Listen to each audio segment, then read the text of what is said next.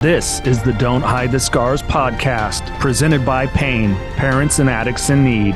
Welcome to Pain's Don't Hide the Scars podcast. I'm Jason LaChance, joined by the founder of Pain, Mr. Flindt Andersen. How are you, good sir? I'm well, Jason. How are you doing today? I am good. It is the week of Christmas, and so we're giving a fun gift here. We can't talk about recovery at all. We've done this before, and it's Yeah. and we're joking. Of course, we love to talk about recovery. Otherwise, we wouldn't have dedicated our lives to this and living a prosperous life in sobriety. But it's kind of fun to just do a little catch up and maybe get to know us a little bit more because I've known you for 7 years. I know, 7 years now. 7 years. And yet, with that said, and spending so much time, there's still so much I do not know about you. And I guarantee there's a lot you don't know about me. So, figured, Well, dig in. I figured, hey, let's do a little bit of dig in. So Flindt, for those that are listening and not watching, is wearing his Green Bay Packers hat. I've Right. never actually asked you what led you to becoming a Packers fan. You've grown up in Fresno. It's not our home state team. You know, normally it's where we live. It's a Niners or a Raiders fan, maybe a Chargers, maybe a Rams. But for you, what was it about the Green Bay Packers? Well, first of all, let me say this. I've got a friend of mine named Rich Wathen who is a big 49er fan. And we have our weekly discussions on the 49er game and the Green Bay game. And he'll always come in at some point and go, he'll go, I know that you have some red and gold in you. Okay. Because you live in the state of California, right? And I'm like, well, there's a little bit there. There's a little bit. But how I became a Packer fan is that my relatives are actually from Wisconsin. Oh, Yeah, that's where the majority of them landed when they came across the ocean. And so it was 1961, and I was 6. And I'm watching the Green Bay Packers play the Baltimore Colts, and Johnny Unitas was the quarterback.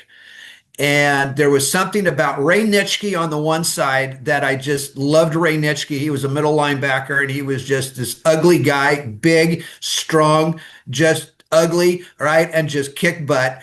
And I loved him. And I hated Johnny Unitas's high top black football shoes. I'm 6 years old. And from that moment on, I know it's crazy, but from that moment on, I became a Green Bay Packer fan. And remember, that's in the days when there were 3 channels on television, and everything was black and white, and and my dad and we watched that. If Green Bay were on, we watched it. It was I had other football teams on my dartboard in the garage, but not Green Bay. Yeah, I was a huge yeah, and I'm just one of those guys have always been loyal. It's like I'm a San Francisco Giants baseball fan. I always have been, never will turn away from that. yeah. Just me. Yeah. Oh, I can relate to that one for sure. So my baseball fandom, and I did have one very tough season, and it was the year the California Angels, they were called that then, not the Los Angeles Angels of Anaheim, played the Giants in the World Series because my mom grew up down there, and so, but was also a Giants fan. She actually used to watch players, the kids for some of the players, well before I was born. But she loved like Orlando Cepeda and these different Giants players. So grew up Giants fan and Angels fan, and that was really rough. But when I was a kid, I was a pretty damn good baseball player, all-star. We got affected by the earthquake, that big one way back when, did some damage. At the time, Oakland A's wouldn't do anything, whereas the Giants opened their arms lovingly. I got to meet so many of my heroes. They signed baseballs. They did a thing for our banquet dinner. We had legends showing up, and I remember a guy, Chili Davis, one of my favorite players who played for both of those teams, signing my ball when I was a kid. And that was like just the greatest thing. Him and Kevin Mitchell were like my heroes as Yeah. kids. And I just loved going to that crappy Candlestick Park. For those that Yep. never got to go there before it was destroyed, it was always cold. It doesn't matter if it was summer, it was always freezing and windy. But I have so many fond memories of going to see the Giants play when I was a kid. New Perceptions North, the premier drug and alcohol treatment and recovery center in Central California. A full continuum of medically supervised, top quality care with programs for detox and patient residential treatment with dual diagnosis, intensive outpatient treatment, sober living support groups, and more. New Perceptions North provides adult men and women with the highest caliber of professional health care, treating each client with compassion and respect in a safe, comfortable environment to begin the process of recovery to proudly create and sustain a life without addiction. Call 559-978-1507 or visit newperceptionsnorth.com. Here's another little interesting fact. I was the bat boy for the Fresno Giants way back when. So I was 8. So what is this, 63, 64? You know, I was the bat boy for the Fresno Giants, and then I was the clubhouse manager. Then I worked on the grounds crew, and so I worked there for about 12 years. Wow. And so I saw everybody that came through there. I mean, some pretty good names out of there. I'm actually trying to remember a few of them right now, and I'm having a hard time. But um, it. I actually went to Candlestick when Marshall got hit Wow. with the bat. When was it Roseboro that was the catcher, and he came after Juan Marichal, or he hit him with the baseball bat. It was one of those things, man, where this was a while back, Yeah. and it was a big deal. I was in the stands. It was violent, but and then of course I got to go into the Giants dugout, as a kid, because I was the bat boy at the Fresno Giants, and I remember there was a guy named George Foster that played with Fresno. And if you remember George, if anybody remembers, which they will, I think George wound up his career with the Phillies. And George is one of those guys that unbelievable baseball player. And when, as a kid, I'd go to Reno with the team. And of course, every one of those guys, single A guys, they're 18, 19, 20 years old, right? They're out getting drunk, they're gambling, they're going everywhere. And they surround me, in the casino so I can pull the arm off. Oh yeah. Here I'm a 10-year-old just getting this education from these guys like there's no tomorrow. Um, and so years later, this has got to be probably 87, 88, somewhere around there. I'm walking through LAX and I see George Foster. He's done playing baseball, but I see George Foster and I walk up to him and I go, I said, George, I don't know if you remember me. And he goes, wait a minute. He goes, starts with an F. He goes, you are a bat boy at the Fresno Giants. And I just went, wow. I said, how, he goes, I remember because everybody else was getting drunk. George was going to bed. He was taking extra batting practice. Okay. He was doing those things and he made it. And nope, everybody else didn't make it, but he made it. So it was pretty cool. It was pretty cool. That is cool. I'd Yeah. I never heard that story. That's too Yeah, cool. yeah, it's there, and there's plenty more that go with it. I mean, remember I was there for 10 years, whatever it was. I mean, God, getting hit with baseballs, and I mean, my God, because you didn't wear a helmet in those days as a bat boy. You didn't do it. I mean, I was right out by the on deck circle. You Right. know, so again, quickly, Carlos Castanon, that was the third baseman. He was a pull hitter. Right. And I'm not paying attention. And the pitch comes and he turns on one and he hits a shot that takes a bounce and hits me in the chest and puts me right up against the wall and I'm out. Okay. Literally knocks me out. They said inch to the left, inch to the right. I could have been dead. They had to take me downstairs. They felt so bad. He bought me hot dogs for the rest of the year. I mean, there was some good that came out of it right there. Yeah. Uh, It was a great time, man. It was just a great time growing up. a Yeah. different day and age, different Different day and day. age.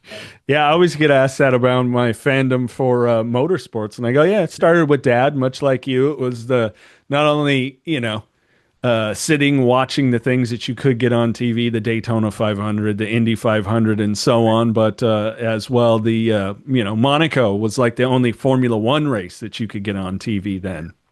So, yeah, that's where it really started. And I noticed when I've thought back about it, because as I've shared on here, my dad went through his struggles with addiction. And when I was distant from him, then oddly enough, when he got sober, as our relationship repaired, is like that fascination got restored.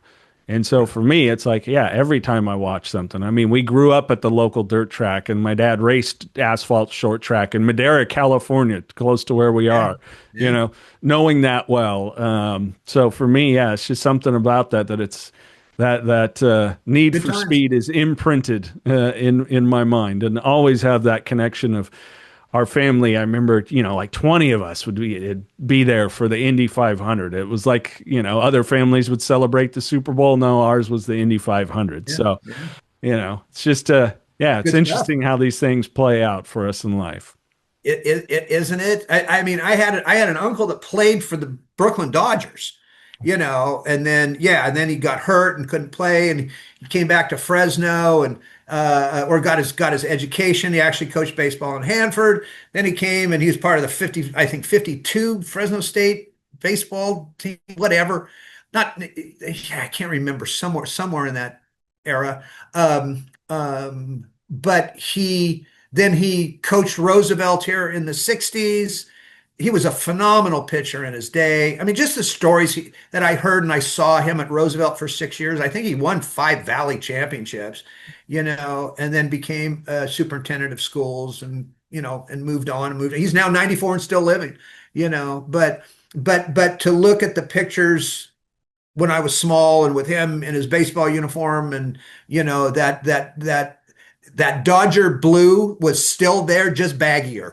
Okay, is what it was, because those were pure cotton uniforms, Right. I was to say way those back were the when. cotton uniforms. Yeah, they weighed 30 pounds. I mean, I don't even know how those guys ran in those things, to be honest with you. Oh, I couldn't imagine the misery during summer with those. Miserable. But again, you got to remember they were kids.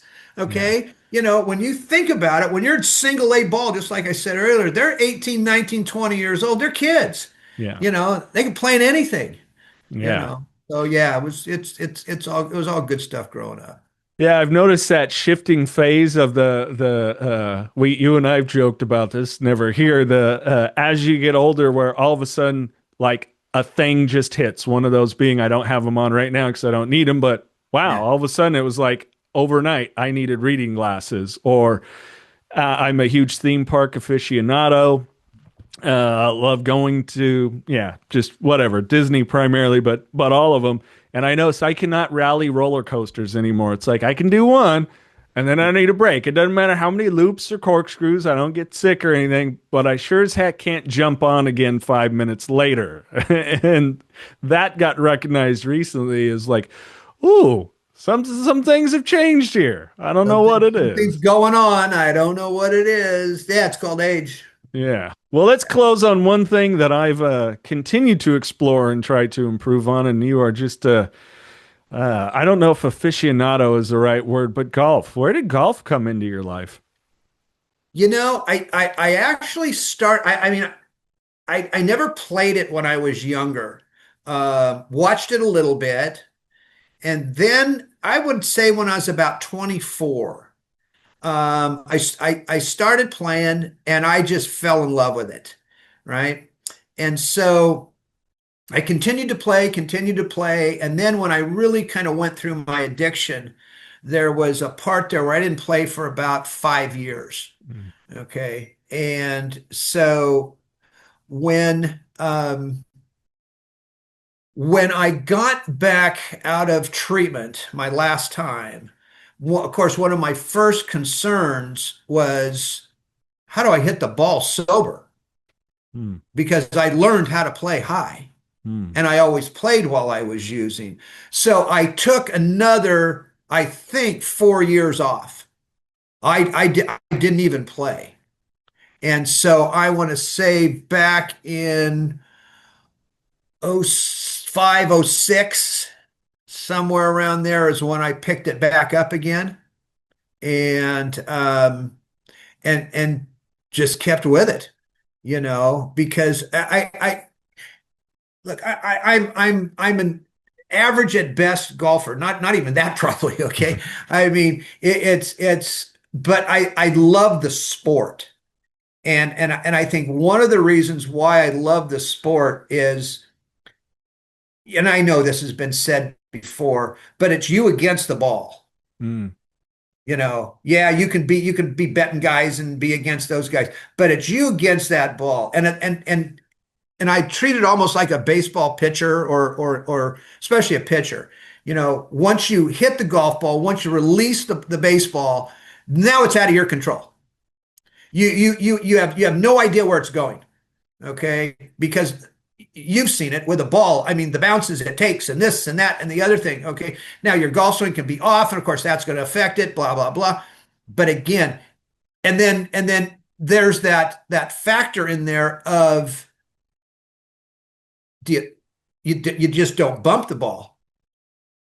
You just don't do it. Okay. I mean, there's so many opportunities to fudge a little bit in golf, and you don't do it. Now, and there's some guys that do, and it's like, but not like in our group.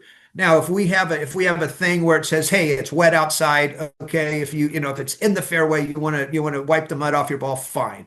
If it's near a root, if it's on a root, move it. We don't want to break our wrist, okay, kind of a thing. So you've got that little battle going on, do you move it? Blah, blah, blah. So that's what I like about it. Okay. I like the smells of the outside. I like everything about it, you know. And you don't have to be that damn great at it to Yeah. go out and have a good time. It's a great sport. I wish I would have started when I was a kid, Yeah. when I was earlier. Yeah. Yeah. But you know, I'm glad my oldest has picked it up and good. has an interest in it. But Well, you picked it up to a certain extent. So yeah, I sometimes and my swings continues to improve, yeah, and we'll see. I know we always say we'll play around sometimes, so we still got to figure that out. But what I like what you shared there is because it does take there is an integrity to it, right? there is. If you There. take a point, stroke off here, stroke off there, guess who's gonna know at the end of it? You, You, yeah. you And so absolutely. yeah. So you literally, is it more important that I look at this number that's two strokes lower, or that I keep in a place of integrity around it? And I think there's something beautiful about it that it keeps you honest.